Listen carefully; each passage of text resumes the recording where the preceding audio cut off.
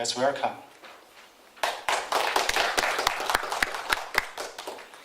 Thank you. I'm very happy to come here to give the talk about some of my work and also some of my thoughts on how to use context awareness to promote behavioral health.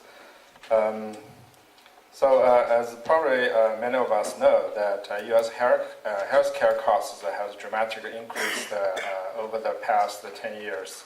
The per capita spending is approaching $80,000, and it's well above other developed countries' spending in the healthcare systems. And as you can see,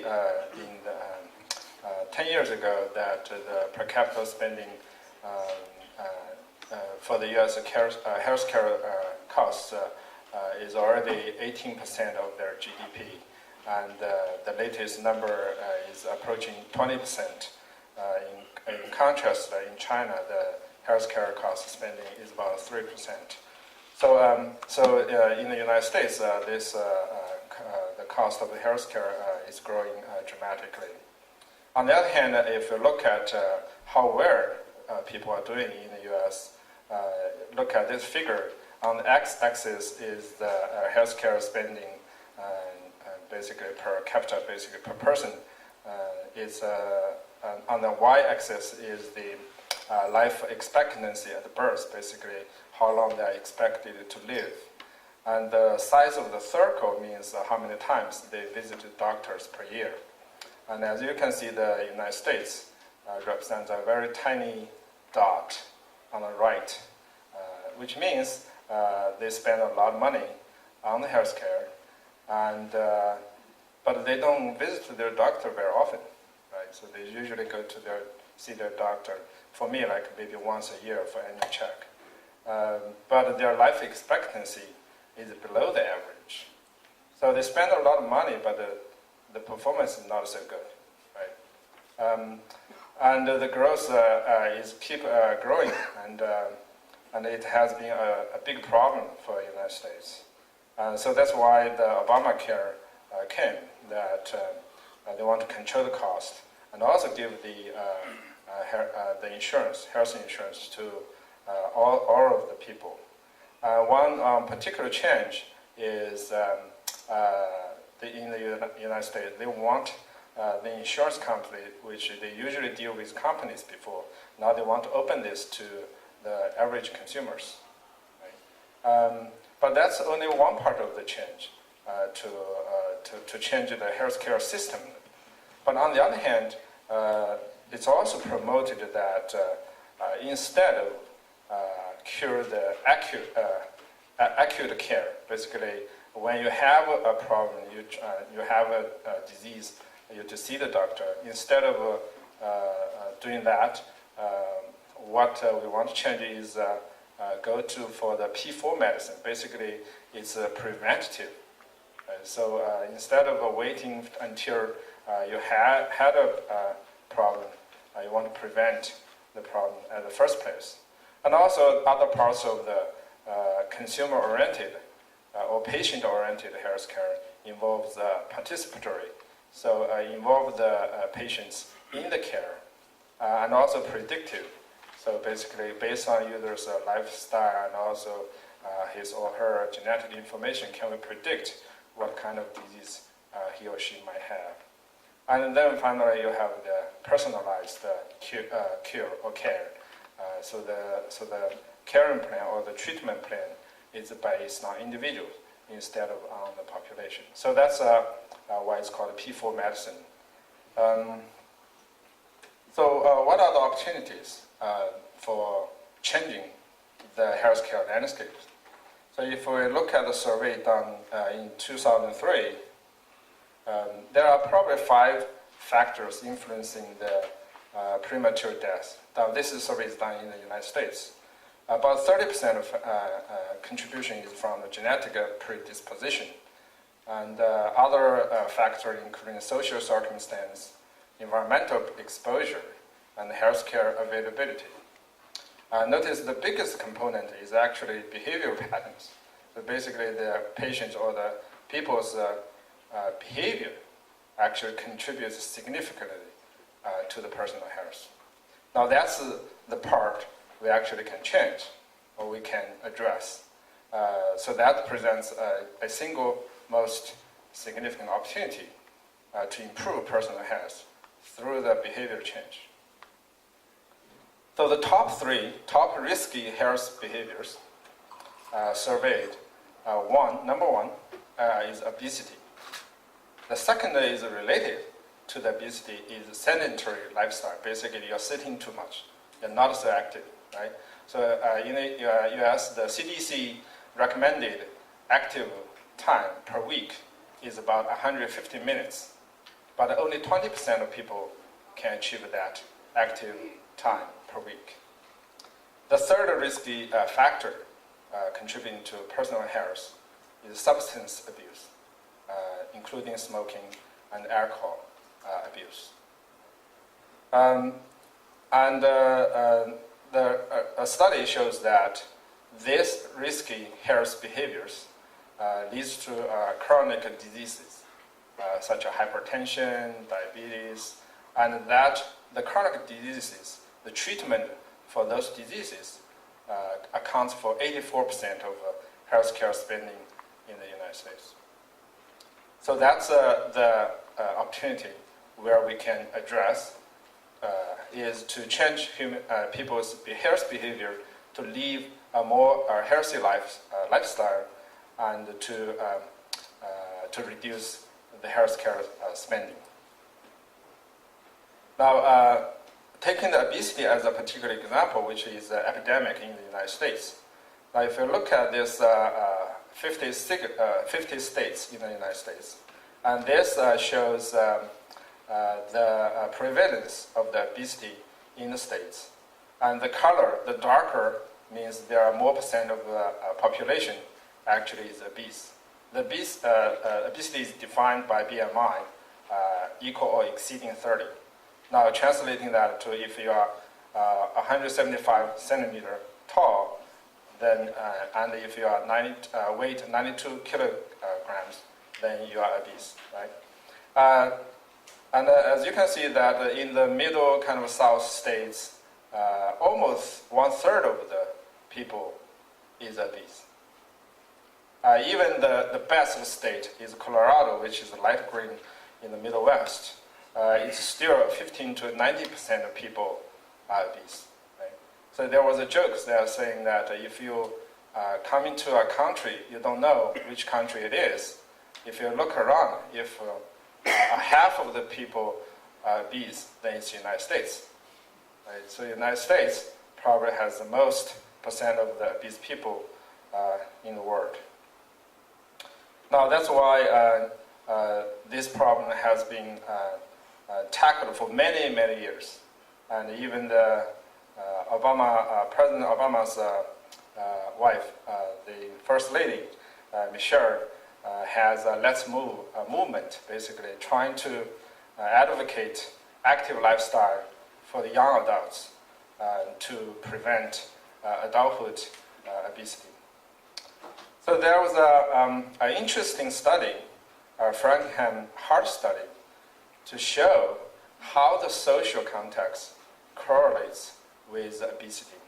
Now this study is done tracking about 12,000 people over 32 years. And what this study has done is that they follow these people, basically ask them to come in to weigh their kind of weight, I think twice a year, and also ask them to self-report their social networks, basically who are their parents, their siblings, and their friends, right? So this social network has been tracked over for 32 years, and also they tracked how the weight changed for this population and how that correlates with the social ties. Some interesting results. If your friend, basically if you think that person is your friend, and that person gets overweight, then you have 47% of the chance to become overweight as well. And if you think that person is your friend, and that person also thinks you are his friend, and that person gets overweight, then there's almost 174% of chance, so it's almost 200% chance that you will be obese as well. Right? So, and also there are some other statistics to show that the social influence does play an important role on the weight change. And this figure shows how far that social influence reaches in the social network.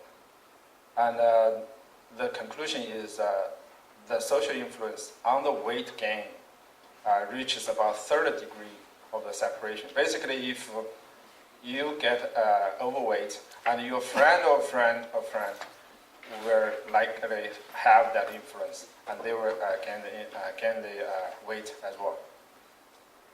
On contrary, the geographic distance doesn't matter much. So the geographic distance doesn't change the obesity probability significantly. So that's on the physical world, physical social network that your friends and your family members in the real world. We did a study for the online social network, which is a site called Fat Secret. The Fat Secret is a health community that allows people to track their weight, record their diet, their exercise, and follow each other's progress to define their weight loss goals, so on and so forth. Basically, you can think of it as actually Twitter for weight loss. So it's a defined a social network for people who are interested in managing their weight.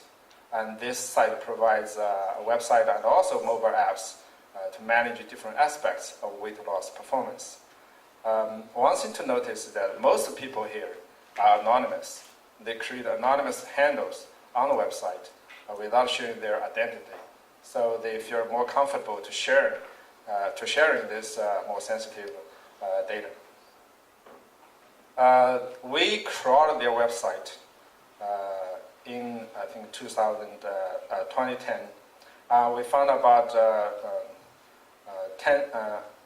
108,000 users, and about 91,000 users make their data public, so we can get details of their profile data, their friendships, and also their weight loss performance.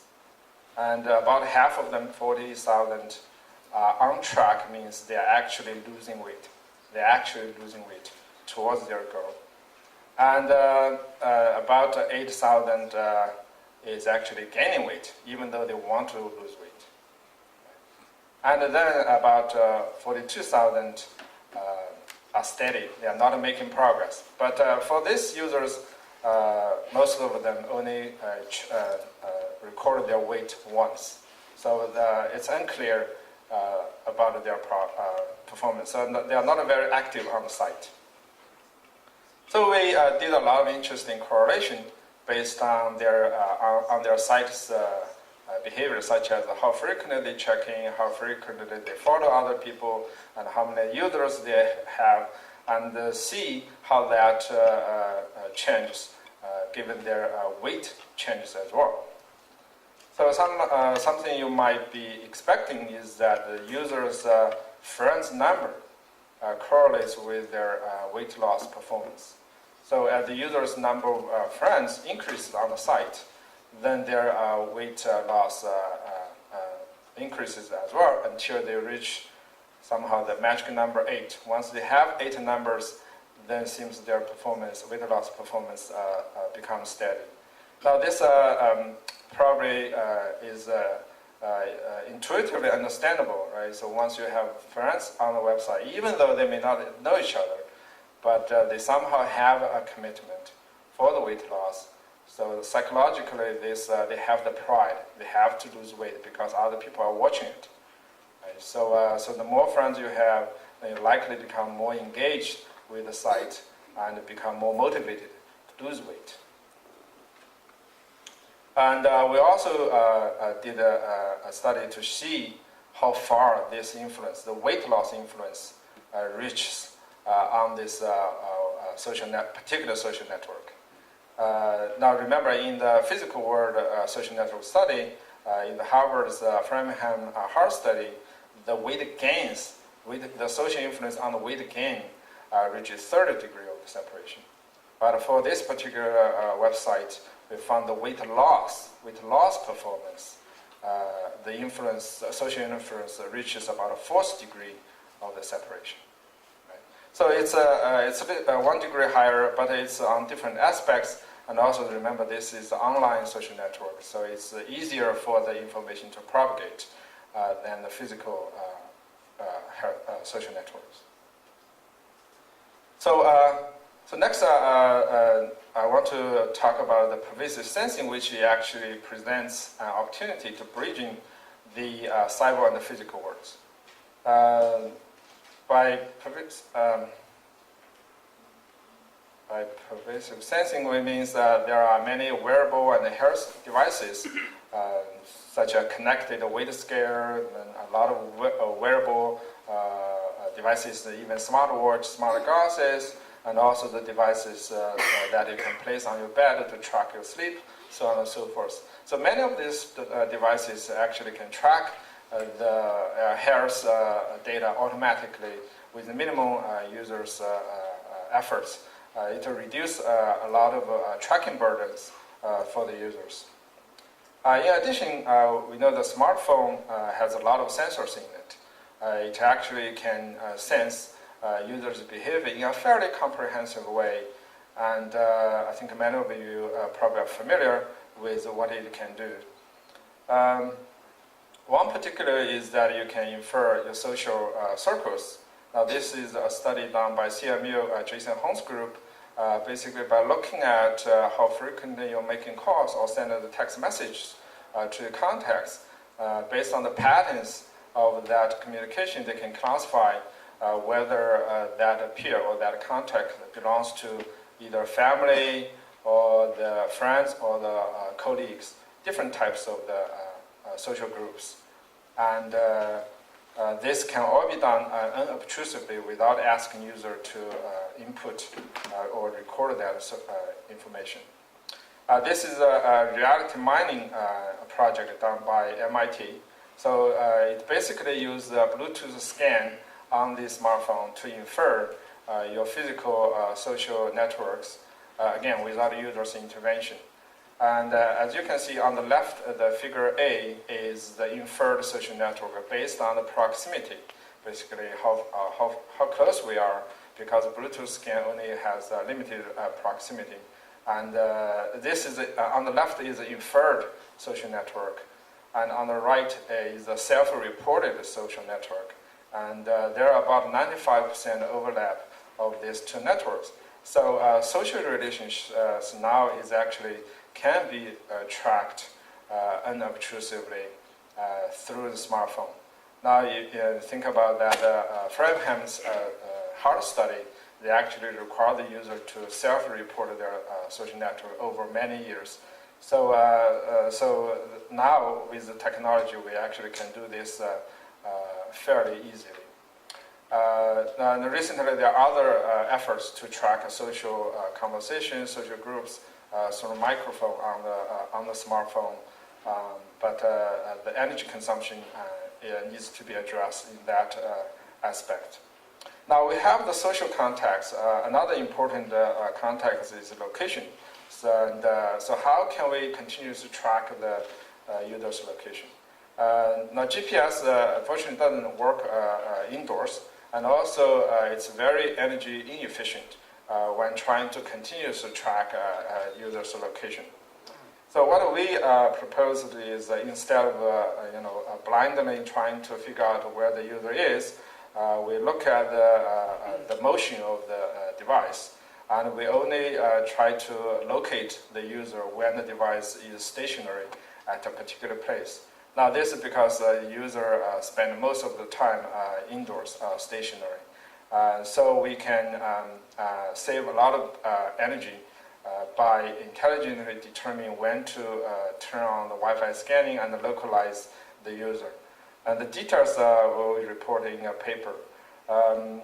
So here's a comparison of our approach against the SenseLock, which is a state-of-art Wi-Fi-based continuous location tracking.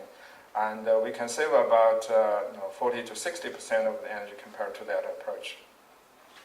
And this is our UI, very simple, basically see a list of the places and the transportation mode between the places, where you are and how much time you have spent at each location.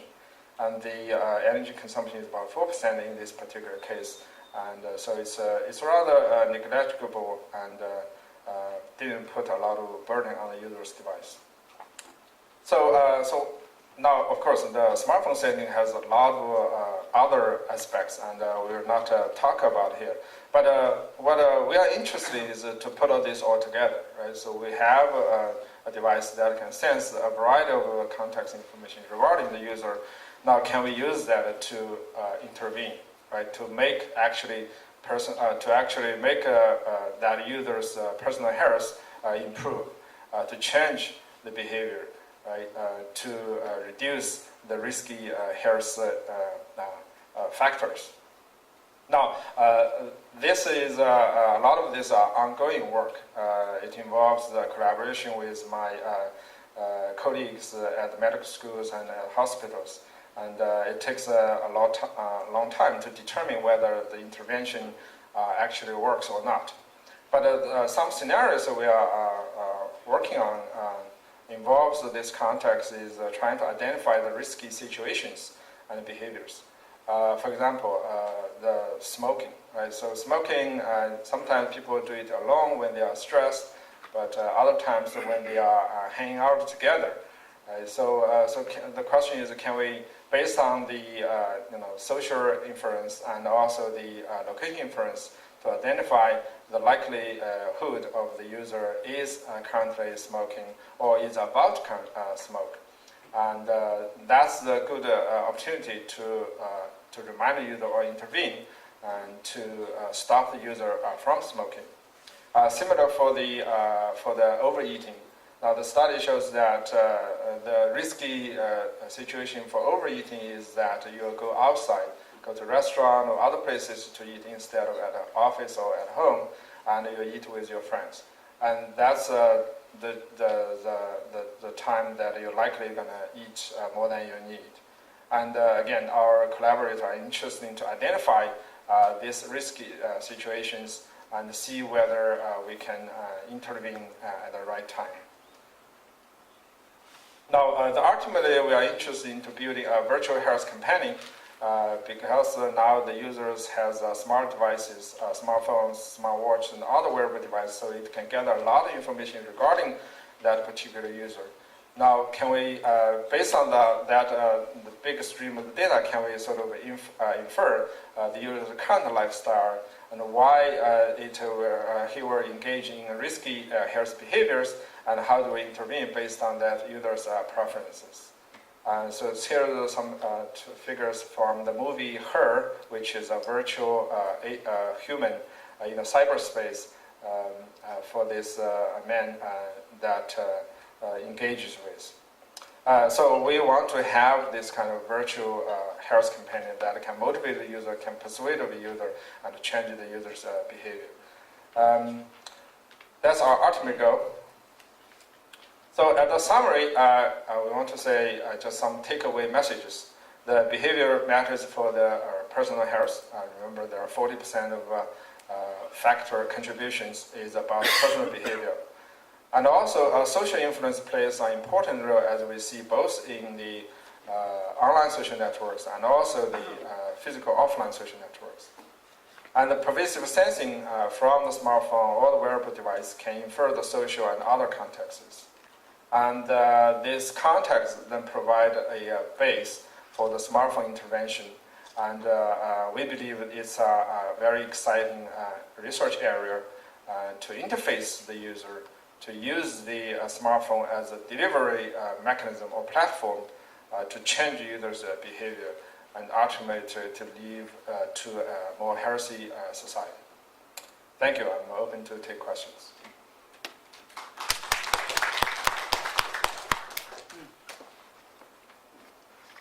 Any question? Well, thanks. This is a great talk, and I just have two questions. First is that I see your claim that in your study that there were the number of friends that are correlated with the weight loss participation rate, but is it possible that for the people who use online social networks are self-selected into this network, so that these social links actually represented by, instead of social influence, but maybe other confounding factors such as homophily, so that this correlation does not necessarily translate to the social influence. And yeah, I bet you would try some ways to identify it. So could you explain more on that? And the second question would be, you said the smartphone intervention is an exciting research area, and I agree so. And but there are some potential ethnic issues, especially involving with the healthcare area, because when you do some interventions, for example, like randomized controlled trials on the people's health behavior, and yeah, I'd like to maybe you explain more on the health ethnic issues. Thank you. All right. Okay. So there are two questions. The first question is about the social influence. Now, first, I would like to say this study is only for one particular site. So we don't know whether this is true for other sites or for other type of social networks. Second, the links that form on the site mostly it's spontaneous. It's not like a Facebook, like when you log into it, then the site will recommend other friends for you to connect with. Now this is mostly is done, people are looking at what other people are doing. So when the user log into this site, it will see a public feed. It's much like a Twitter's timeline. And in that feed, they will show other people's activities. And the site also has groups and forums. This is how the people get to know other users and start to make friendship requests. So it's self-organized. The results we show is a correlation. So I would not say this actually caused by the friendships, right? So it just happened to show that when the number of friends increases, it seems like they are more engaged. Right? So it's a well-known behavior fact that when you are more engaged, you are more likely to do the behavior for the desired behavior. One example is that if you record what you eat every day, then you have 30% of chance to lose weight than other users, simply because you become more mindful. Now, here is the same thing, right? If you have more friends, you are more likely to engage in this service, then you are more likely to have a better weight loss performance.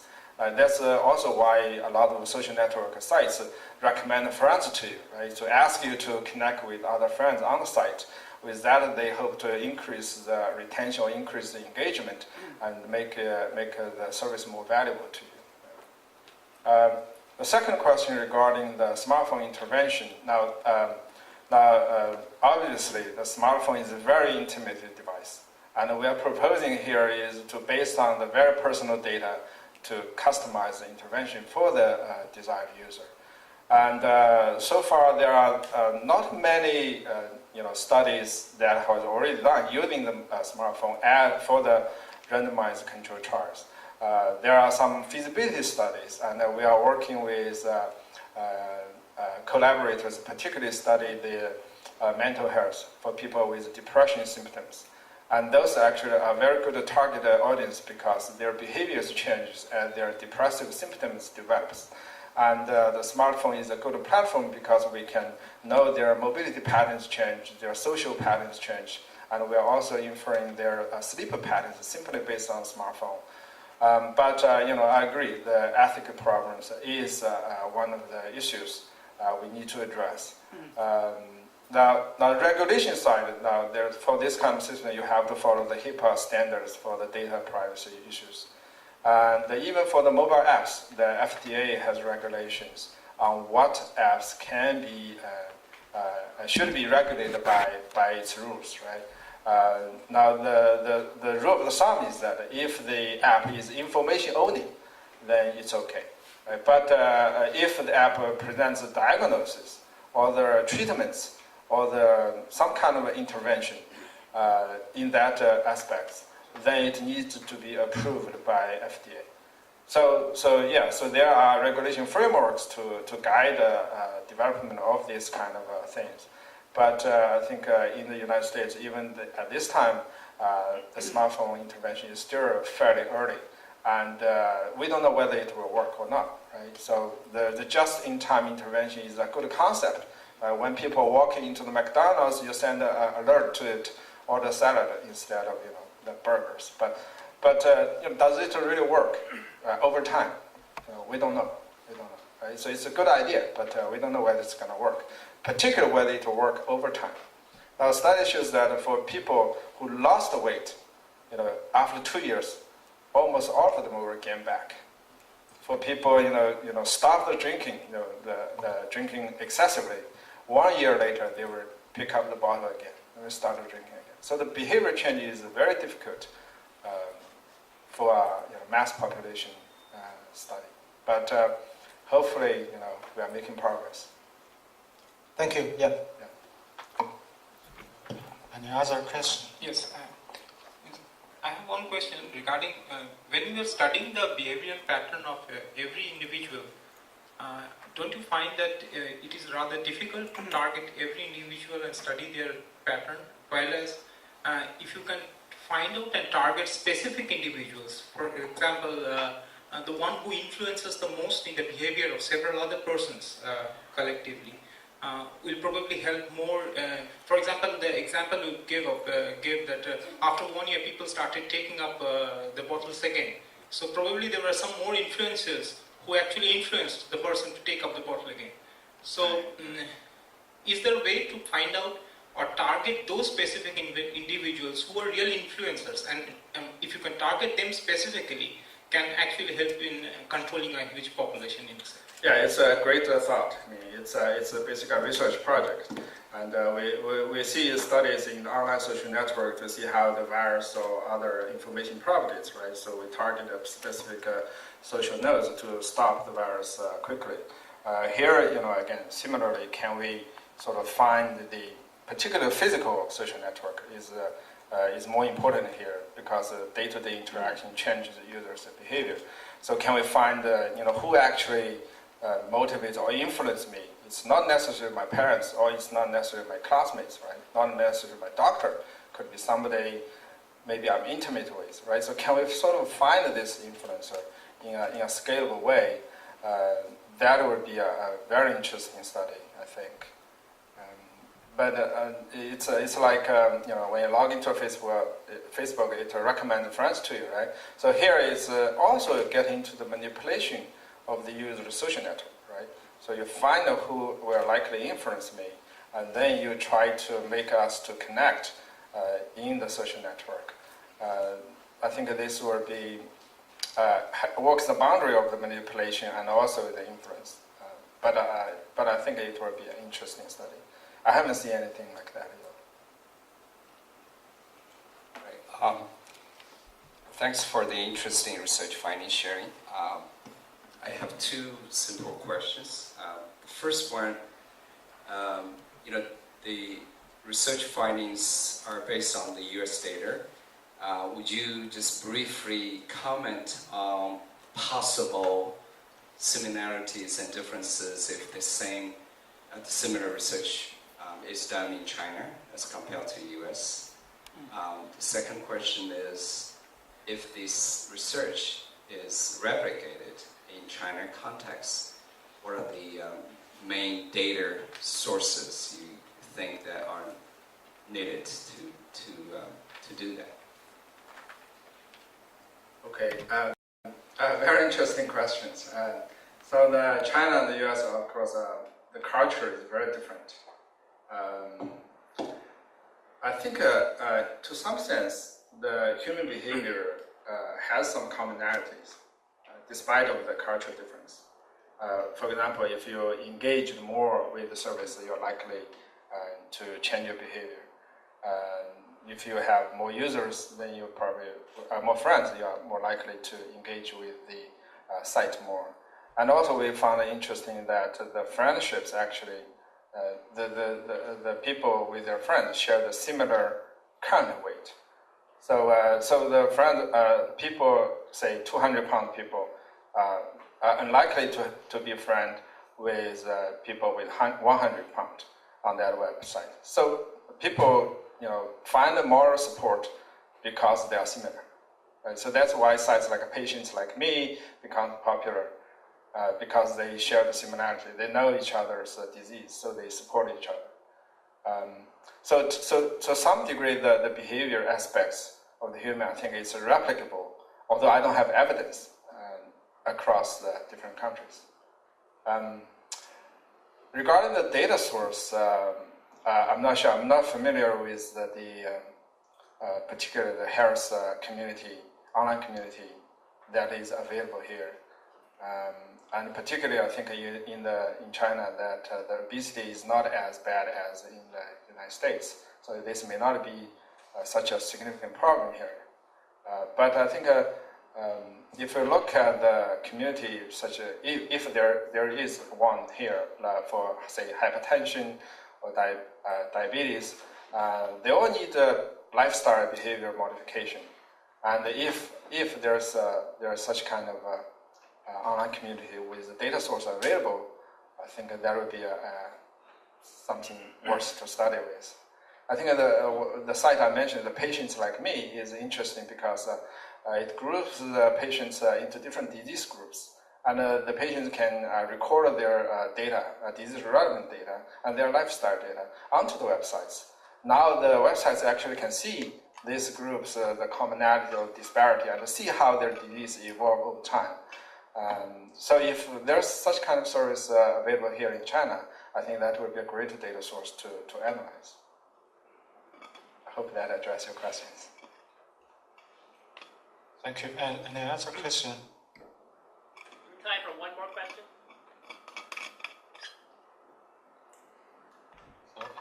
Thank you. Thanks to Dr. Thank you. We have a certificate to be awarded to the keynote speaker.